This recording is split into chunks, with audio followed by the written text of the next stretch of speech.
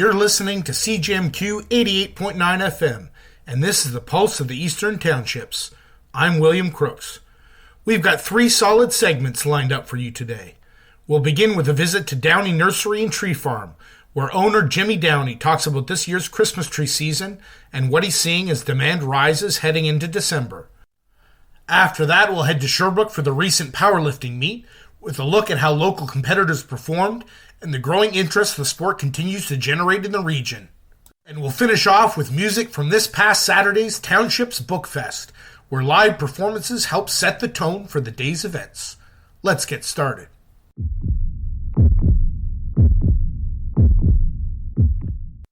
You're listening to CJMQ 88.9 FM. I'm William Crooks with the Pulse of the Eastern Townships. Today we're taking you to Downey Nursery Tree Farm, where owner Jimmy Downey gives us an inside look at this year's Christmas tree season. From stable prices and strong Canadian demand, to labor shifts and climate-related pest pressures, Downey breaks down what's shaping the 2025 harvest. He also talks about why this year's trees are among the freshest he's seen in years, thanks to ideal fall conditions, and why more Canadians are choosing locally grown evergreens. This report is produced with the support of the Local Journalism Initiative. The last time we talked, you were worried about Trump's tariffs in the spring. What's happened since then, Jimmy? We still are not tariffed. We are still on the good side of the fence for today. We don't know tomorrow. Things change very quick in the politics today. But we're still in good relationship with the United States. We do have a tariff that's been implemented for, not a tariff, it's a duty. So every tree that crosses 15 cents goes to the American Christmas Tree Promotion Board.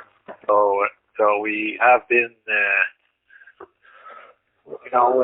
good relationship with the state for many years there. And the famous Boston tree, where Nova Scotia there, I think right after World War II, some ships blew up, and Boston was the first responders in Nova Scotia, and since then there's a Christmas tree from Nova Scotia every year that goes to Boston. And your main customers are New York and Boston, right? A bit of Massachusetts, New York, Hampshire, most of the New England states, everything that is 6 to 7 hours driving away from here. How did the drought at the end of the fall affect the Christmas trees? Not too bad. What's really important for Christmas trees is spring and fall. Spring for the transplant. Once they're freshly transplanted in the field, we got lots of rain, so the survival rate was good. And in fall, before we cut the tree has to have water in it to stay fresh. So we did get the fall rain and the spring rain. We did get a few losses in the field during the summer, but nothing exceptional there. But irrigation was used more in the nursery. The trees this year, since we did get a lot of rain in the past few weeks, regained their weight in terms of water. And the temperatures were phenomenal. We didn't have to stop the harvest. Sometimes it gets too hot, we have to stop. We just went right through. There was barely any sun. So the trees are exceptionally fresh this year. Tell me more about this American duty. Yeah. So that's been there for quite a while. I think it's been, nothing really changed. Actually, it went really well, actually. For Canadians, so the exportation of the exports of trees, the numbers are stagnant now.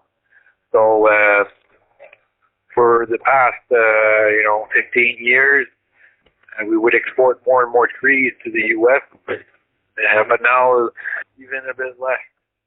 So the market for exporting trees sort of hits the maximum there.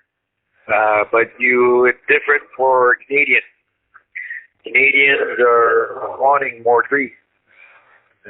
Younger families are more traditional, and they like to make an environmental choice, and that tree falls in the food category. Yeah, and the price for Canadians would be the same as last year because of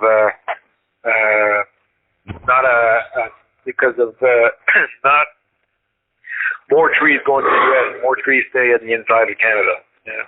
So there's not going to be an increase of price, nor will there be a shortage. So Canadians will have a very fresh tree, same price as last year, and a hot recent topic has been temporary foreign workers. Did anything change for you on that front this year?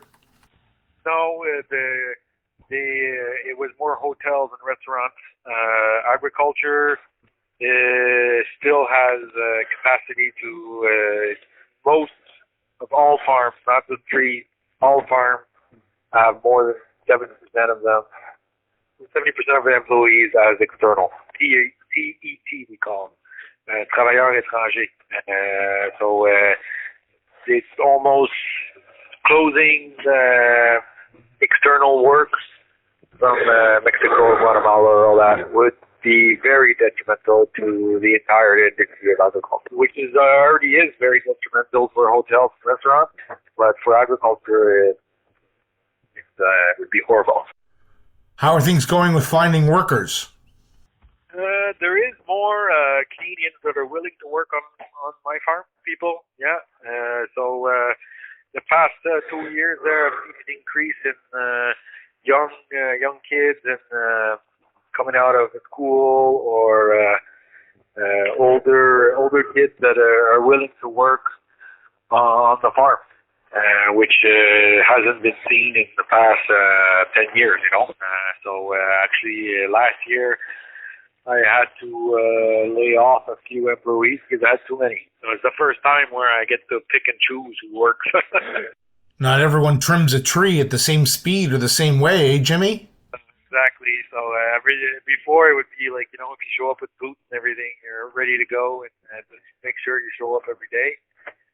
But now I get to pick and choose the ones that work a bit better or seem to be more adequate for the job there.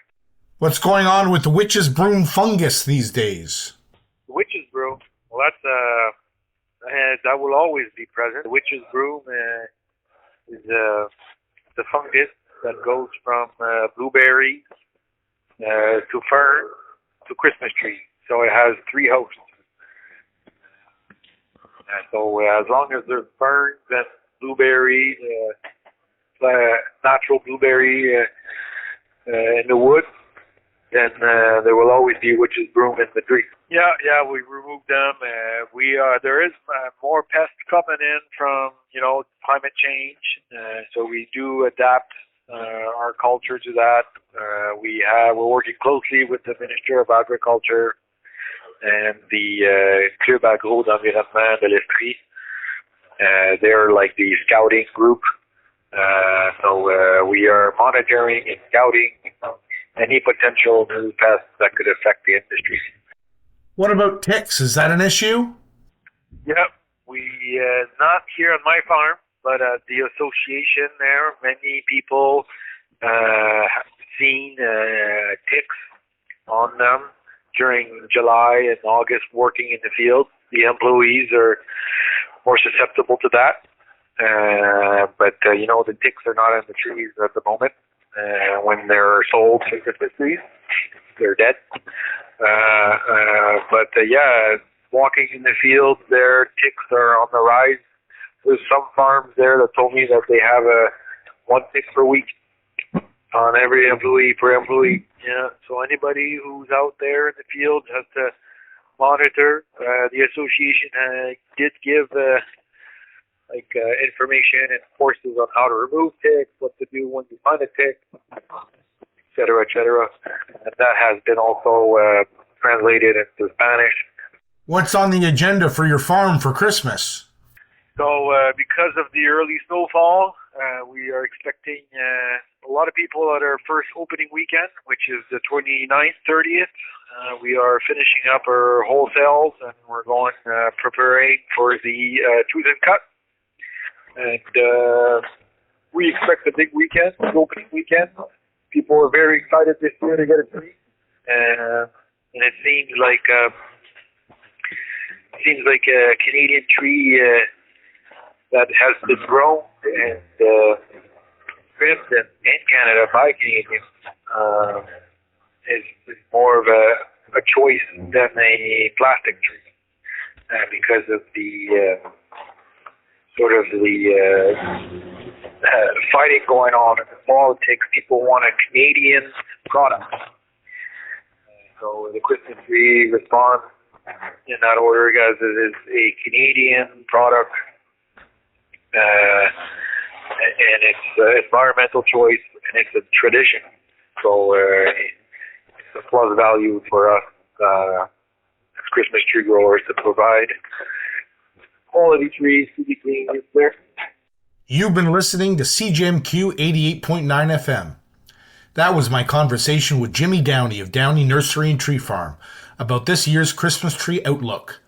For more local reporting from around the Eastern Townships, visit cjmqnews.com. This segment was produced with support of the Local Journalism Initiative.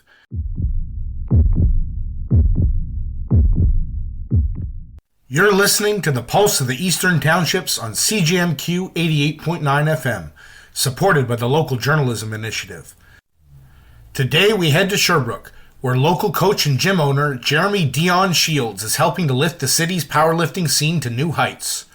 Dion Shields, who recently organized the provincial championships, tells us how the sport is growing fast among young athletes and why dedication and community spirit keep driving it forward.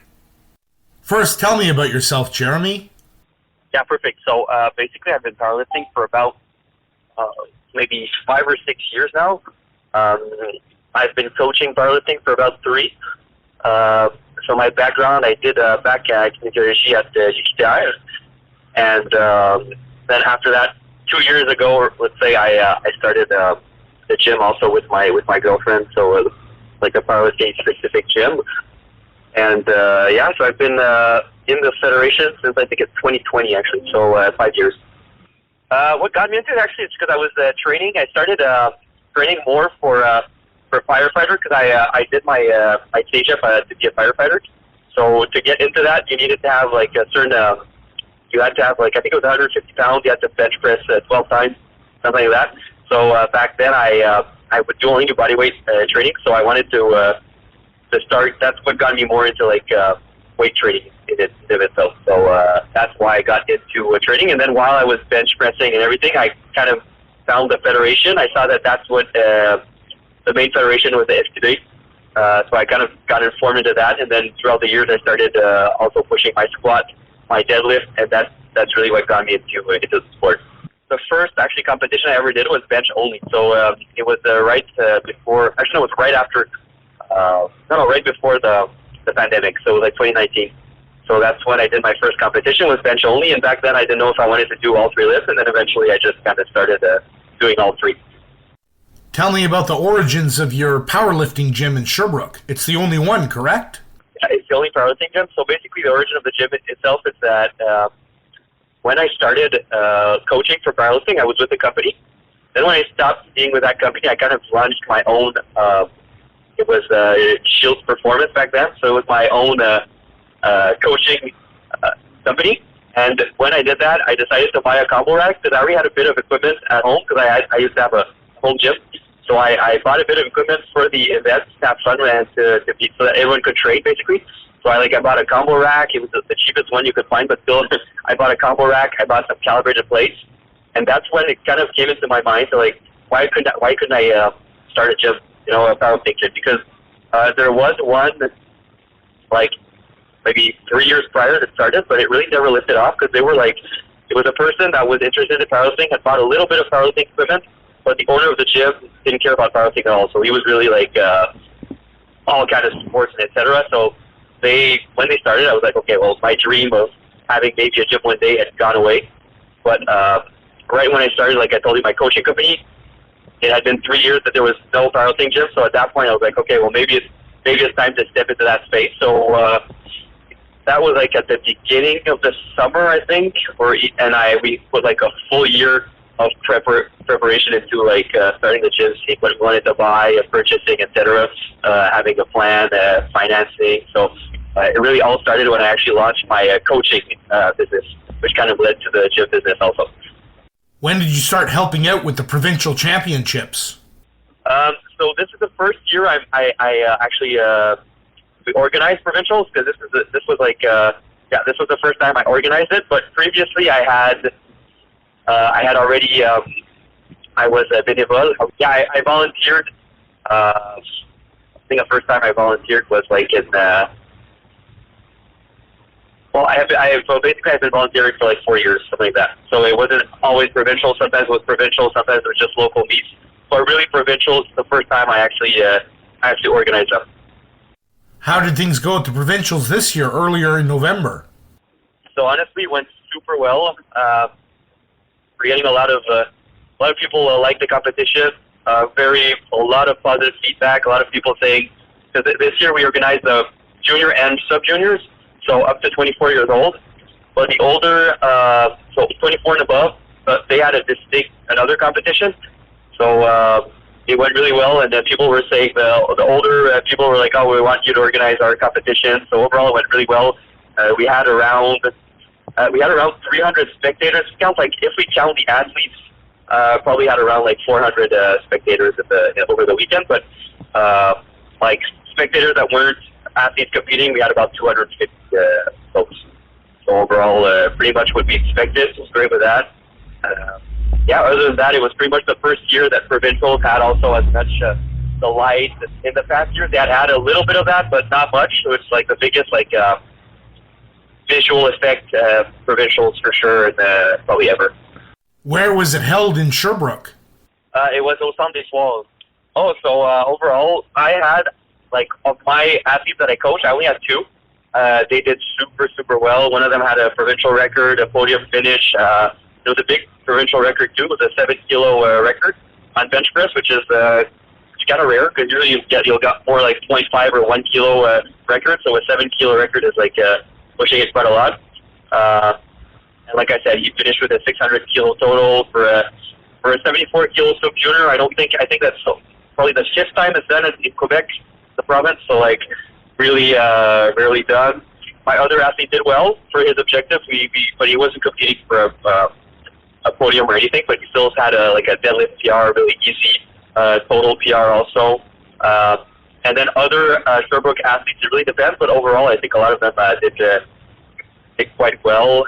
There were quite a few podium finishes. There was Simon Thibodeau, 93-kilo junior, which I think finished 3rd overall. He was pretty much aiming for that, so he was happy with that. There was Benjamin Levesque, which also finished 3rd in 105 kilos. How much training goes into performing well on these lifts? Let's say like Loic Blount, which was my sub-junior. It really depends, honestly, because like he's like the optimum of, like, if everything goes well, that's how it goes. He's been probably training for like a year and a half to get provincial records, but most people on juniors, sub-juniors, they've probably got like at least 1 or 2 years of competition in them before going to provincials, because you have to qualify. So I'd say like 2 to 3 years is probably the average, and the people that perform the most are probably like 4 or 5 years in that age class. So 4 or 5 years of training age, let's say. But if you go to the more open and masters, those that perform the best usually have 10 to 15 years of experience, of lifting experience or training. What's the difference between powerlifting training and bodybuilding training? Okay, so I'd say both of them have a great carryover. So usually, like, people who have a bodybuilding past training and go into powerlifting, they'll do quite well, because it's similar. You know, in powerlifting, your goal is also to gain muscle mass, because more muscle mass equals more potential strength. So usually there's a great carryover. But what's more specific, I'd say, is like, for example, mostly a split made around the main lift. So like you'll have a squat bench day, you'll have a bench day, you'll have a deadlift squat day, so it's more centered around the main lift. And then afterwards, you'll have the accessories that are really accessories that you're trying to push the muscles that are lacking mass and strength. So you'll push more specifically towards the muscles, towards powerlifting muscles. You won't have as much like let's say curls, say calf raises. You know, those exercises are more aesthetic. You'll push a little bit less, and also you'll have a little bit less. Rep ranges will be lower generally in the main lift, but in the accessories it will kind of be similar to bodybuilding in the sense that we'll still try to push volume in our accessories and intensity. And also, I'd say one last thing is intensity is gauged differently. Also, bodybuilding intensity is quite always very high, whereas powerlifting you'll cycle the intensity. So you'll usually start it quite low, bring it up like the RB 6, 7, 8, and then end with an high of RB 9, say, and then move on to the next block. So you'll really cycle intensity to not induce too much fatigue of the nervous system. So that's why you're cycling it that way. What does RPE mean? Yeah, exactly. Well, RPE is rate of perceived exertion.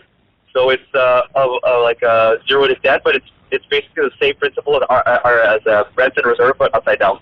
So let's say you'd have 1 rep in reserve, well, RPE equivalent would be something like RP 9. What else is on your horizon? Well, we'll organize another competition in March, a local competition. We did one. Actually, we did 2 last year.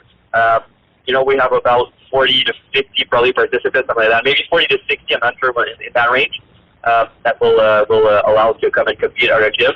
And afterwards, we'd like to organize both provincials. We'd like to organize both provincials, ideally, if we can. Usually they don't let clubs organize both. So we really have to prove that we're good.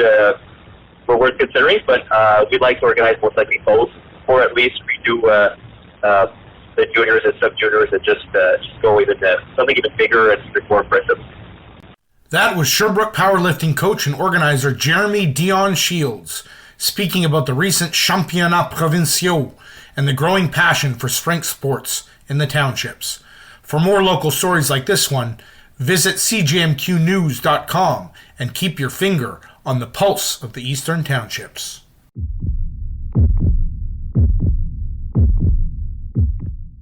You're listening to the Pulse of the Eastern Townships on CJMQ 88.9 FM, supported by the Local Journalism Initiative. On Saturday, the Township's Book Fest drew its largest crowd yet at Hope Community Church in Lennoxville.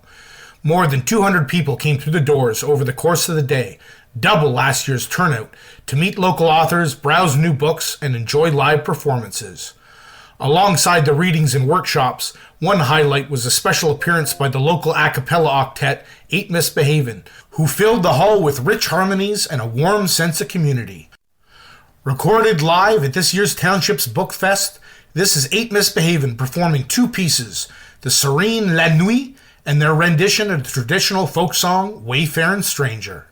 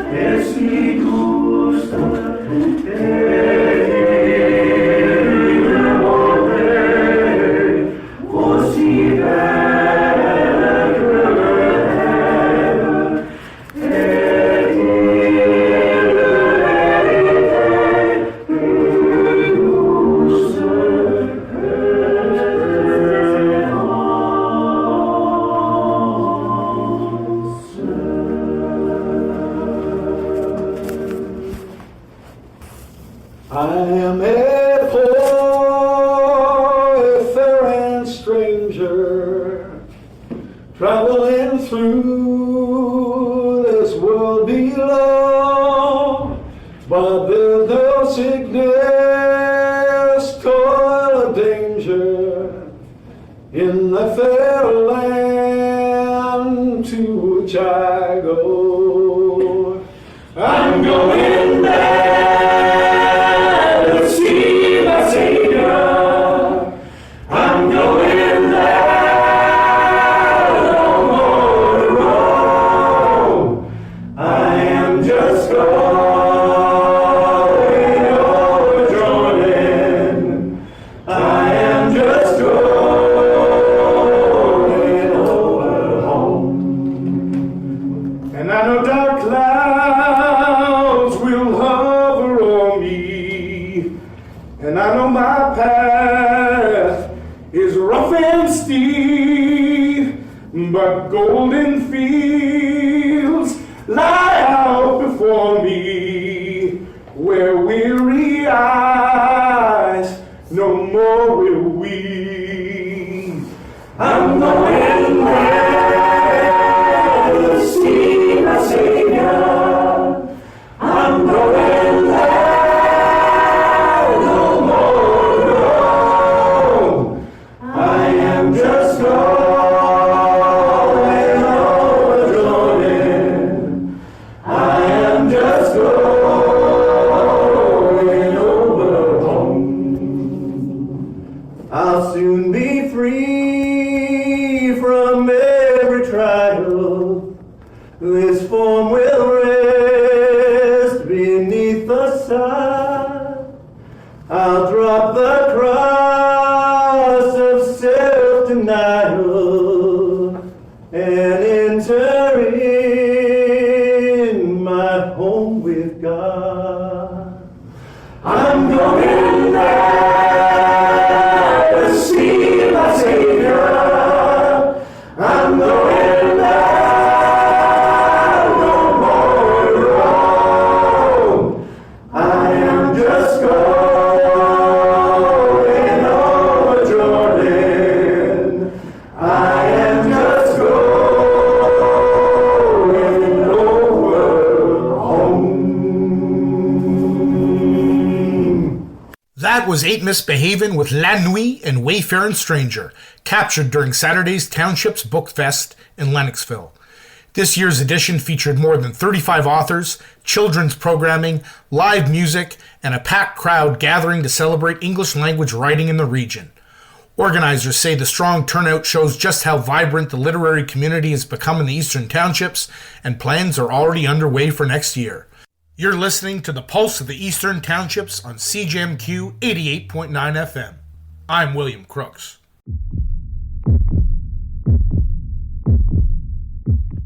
That wraps up today's show on CJMQ 88.9 FM.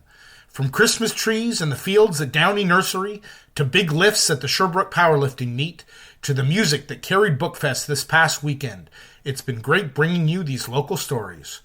You can find more coverage anytime at cjmqnews.com. Thanks for listening to the Pulse of the Eastern Townships, and thanks to the Local Journalism Initiative for its support. And as always, keep your finger on the pulse.